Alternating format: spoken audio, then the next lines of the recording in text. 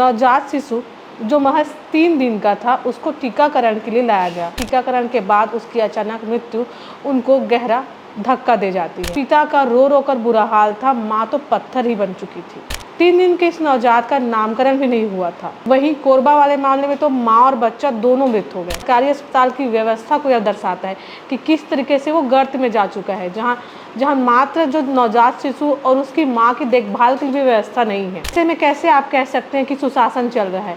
क्या हमारे छत्तीसगढ़ में सुशासन चल रहा है? अगर जो कम पढ़ा लिखा नर्स है, डॉक्टर यहाँ से बाहर करो जाए, यही कारण है कि बच्चे हाथ नहीं आता माँ बाप का। ये नहीं कि हम सुई लगाना सीख गए, डॉक्टर बन गए। दोस्तों, परिवार का पूरा होना तभी माना जाता है जब पति पत्नी के साथ उनका एक बच्चा भी हो। ऐसा सभी का सपना भी होता है कि अगर शादी हुई है, कुछ समय बीत गया है तो एक बच्चा आ जाए और घर में किलकारी गूंजे और सभी खुशी से उस बच्चे का स्वागत भी करते हैं। यही सभी का सपना भी होता है। ऐसा ही सपना कोरबा के रहने वालों ने भी देखा था। 2 पति पत्नी 11 साल से शादीशुदा जिंदगी व्यतीत कर रहे थे और अपने बच्चे का बेसब्री से इंतजार कर रहे थे। राष्ट्रपति के दत्तक पुत्र कहे जाने वाले पहाड़ी कोरबा परिवार में 11 साल बाद आंगन में किलकारी गूंजने की उम्मीद से लोग बेहद खुश थे। उनका परिवार बेहद खुश था। फिर उन्हें क्या पता था कि सरकारी अस्पताल की अव्यवस्था उनकी इस खुशी को निगल जाएगी। प्रसव पीड़ा शुरू होते ही गर्भवती को सरकारी अस्पताल में भर्ती कराया गया। फिर उसके बाद उसने बच्चे को जन्म दिया, जिसे बाद में डॉक्टरों ने मृत घोषित कर दिया। उससे कुछ ही देर बाद पहाड़ी कोरबा महिला की भी मृत्यु हो गई। लेकिन सरकारी अस्पताल में इतनी भी व्यवस्था नहीं थी कि उसका इलाज हो सके। खासकर रविवार के दिन न ही कोई डॉक्टर उपस्थित था, न ही उनके सुपीरियर।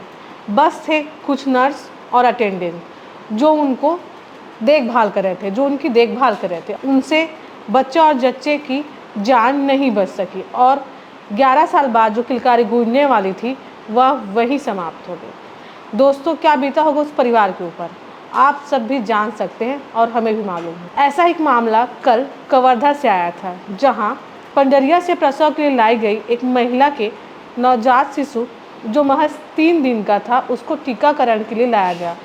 टीकाकरण के पश्चात अचानक बच्चे की तबीयत खराब हो जाती है और उसकी मृत्यु हो जाती है। इधर पिता का रो रो कर बुरा हाल था, माँ तो पत्थर ही बन चुकी थी।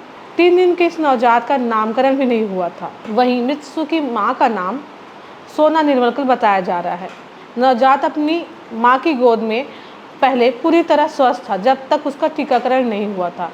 टीकाकरण के बाद अचानक उसकी तबीयत खराब हुई और उसकी मृत्यु हो गई।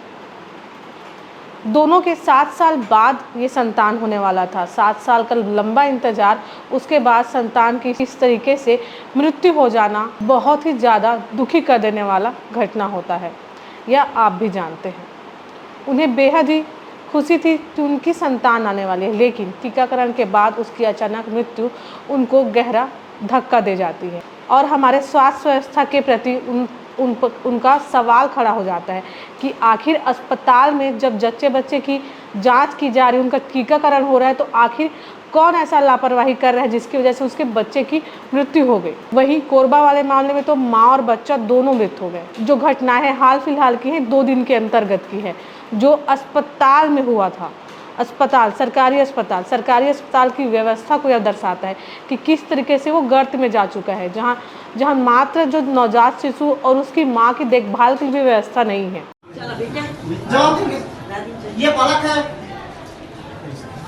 ये बालक है बच्चे का, ये पूछ रहे हैं इससे और वो जवाब दूंगा। यह क्या काम बुलाया है? चलिए सर, आप बताइए। आप क्या जवाब देंगे बताइए सर। बताइए सर, क्या होगा बच्चे का मतलब बच्चे यहाँ क्यों कर रहे हैं? ये आज का केस नहीं, अभी 5 बच्चा 2-3 महीने और मरा है। यहाँ नहीं आओ, कहीं मेरा याद नहीं आ रहा है, बस में मतलब दुखी में टेंशन याद नहीं आ रहा है। हमें इंसाफ चाहिए, किसी से धमकी नहीं करते। हम गरीब आदमी, किसान आदमी है, ये हमें विनती है। अगर जो कम पढ़ा लिखा नर्स है, डॉक्टर यहाँ से बाहर करो जाए, यही कारण है कि बच्चे हाथ नहीं आता माँ बाप का। ये नहीं कि हम सुई लगाना सीख गए, डॉक्टर बन गए, ये नहीं होना चाहिए। सरकार से मेरा निवेदन है, सरकार चुनाव में आकर सामने आते हैं, यही मत जाओ, किसी को इंसाफ ले जाने में। सर जवाब क्यों नहीं दे रहा मेरे को? सर जवाब क्यों नहीं दे रहा मेरे को? फोन में बात कर रहे हैं, न डॉक्टर समय पर थे, न ही वहाँ कोई इक्विपमेंट थे, न ही इलाज की व्यवस्था ही थी। ऐसे में कैसे आप कह सकते हैं कि सुशासन चल रहा है? क्या हमारे छत्तीसगढ़ में सुशासन चल रहा है?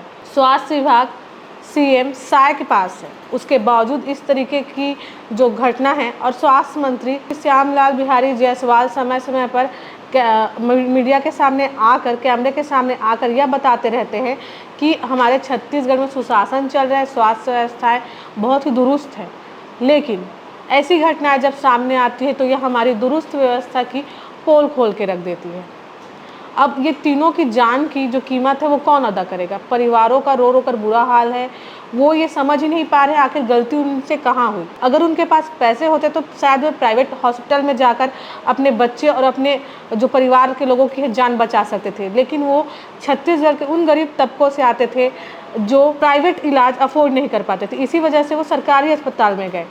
सरकार के वादों के अनुसार जो उन्होंने सुन रखा था कि सभी स्वास्थ्य व्यवस्थाएं बहुत ही चुस्त दुरुस्त हैं हमारे छत्तीसगढ़ में, इस वजह से वो सरकारी अस्पताल में गए हुए थे अपने पत्नी, अपने बच्चों को लेकर। लेकिन क्या हुआ? आखिर उनको मिला क्या? टीकाकरण के बाद एक की मृत्यु हो गई, एक का प्रसव के बाद भी मृत्यु हो गया, और उसके माँ की भी मृत्यु हो गई। अब सोचिए किस तरीके के हालात हैं हमारे छत्तीसगढ़ के। क्या हम अब ये कह सकते हैं कि हमारे छत्तीसगढ़ में सब चीज़ सही चल रहा है, सुशासन चल रहा है? मुझे तो नहीं लगता। आपको क्या लगता है? अपने कमेंट में ज़रूर बताएं, और ऐसे ही अन्य खबरों के लिए जुड़े रहिए हमारे चैनल ठिया छत्तीसगढ़ के साथ।